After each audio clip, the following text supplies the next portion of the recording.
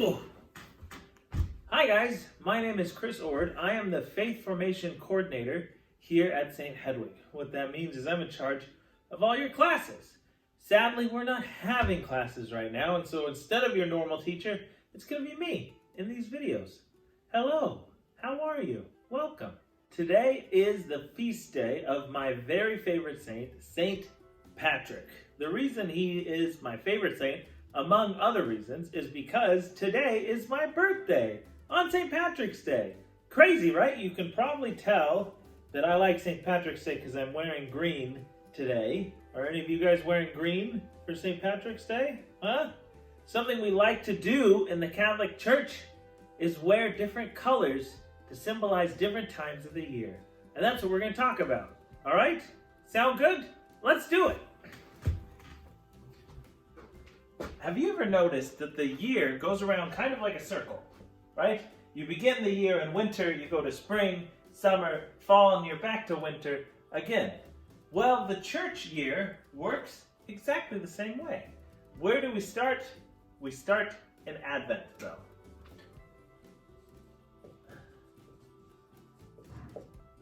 Advent is a time of preparation before Christmas, and it has its own color. Just like how I said St. Patrick's Day's got a color, Advent has a color too, and it's purple.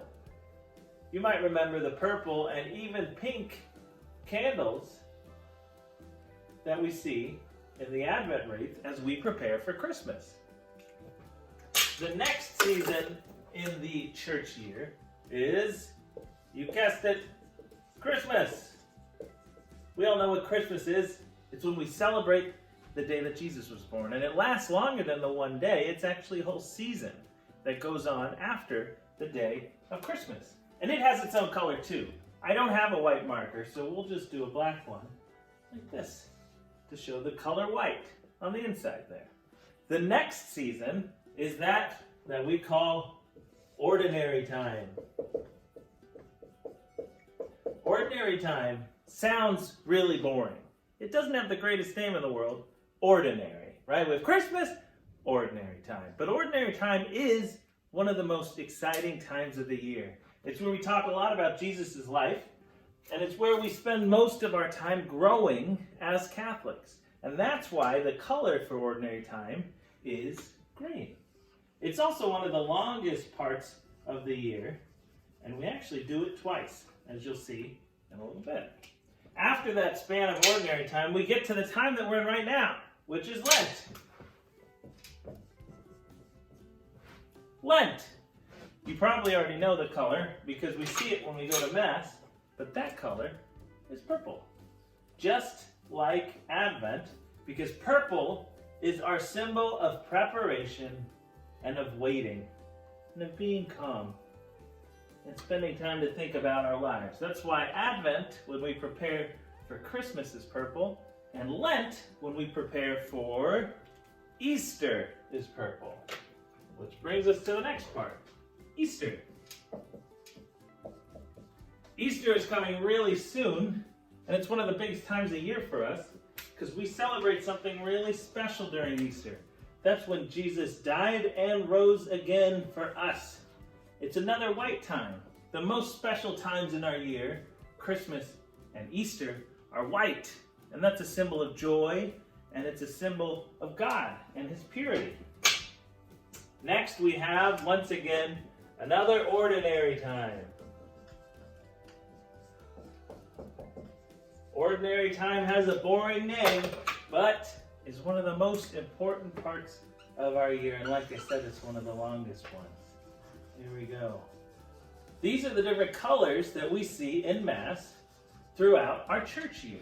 And these colors you'll see in Mass, you'll see on the cross, you'll see the priest wearing, and these colors remind us what it is we're supposed to be celebrating during that time of the year.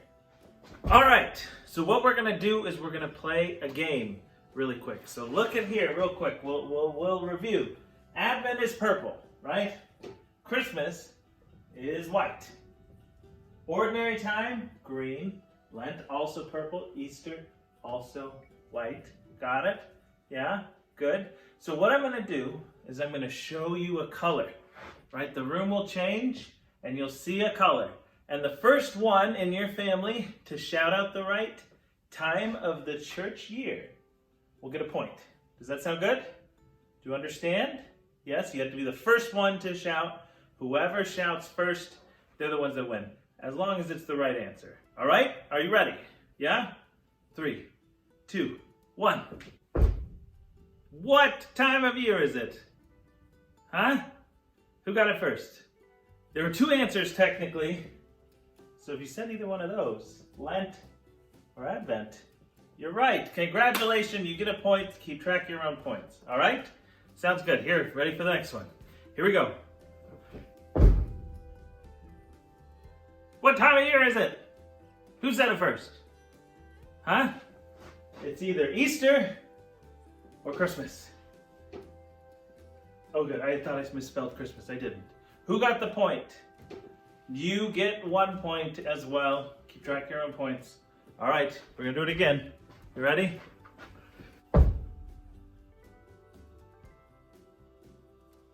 Who won? I don't know. You gotta tell me who won. This person wins 1 point also. Keep track of your own points. We're gonna do a bonus round. It's gonna be a repeat, so you gotta go for speed. All right? This one will be worth 2 points. Ready? And? Who got it? It's Christmas and Easter. I kind of tricked you. Sometimes gold either can replace white or it can go with white. Sorry, but if you got it right, you get double the points. Congratulations! Whoever won is the winner! Yay! Yay! One other color we didn't talk about, which is the color red. So red is something that we see throughout the year, really. You'll often see red.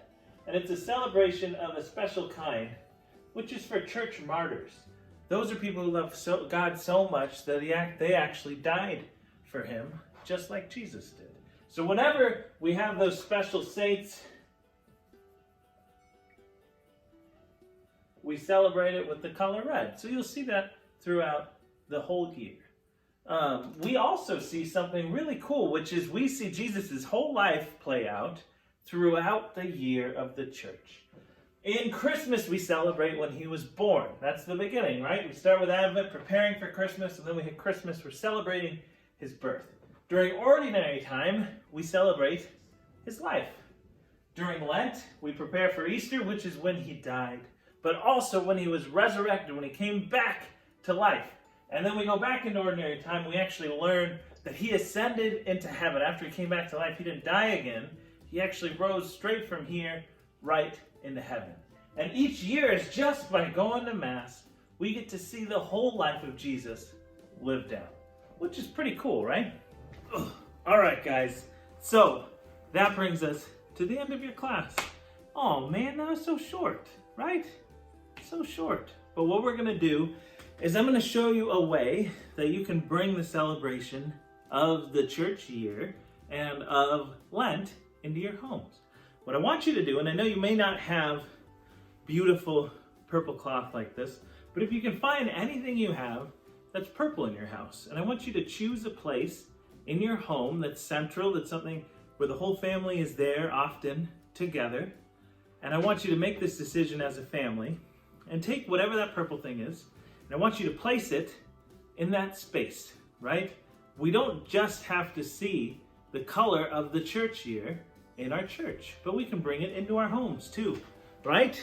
So for instance, here, I'll take this beautiful cloth and I'll just put it, ooh, that's kind of nice. Or do we do it off to the side? Maybe? I don't know.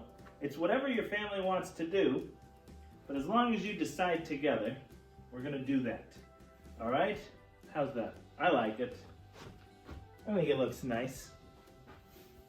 So once you've placed your purple in that central part of your home, somewhere that everyone has decided that they like, what I want to do is invite your parents, yes, your parents right there, to lead the family in prayer. And it's a simple one. Just ask God to bless your family, bless your home, and to help you all to enter into this season of the church year. And with that, I'm going to say goodbye. Peace be with you and your family. You guys will all be in my prayers. I hope that my family and our church here are in yours. Peace be with you, and good night.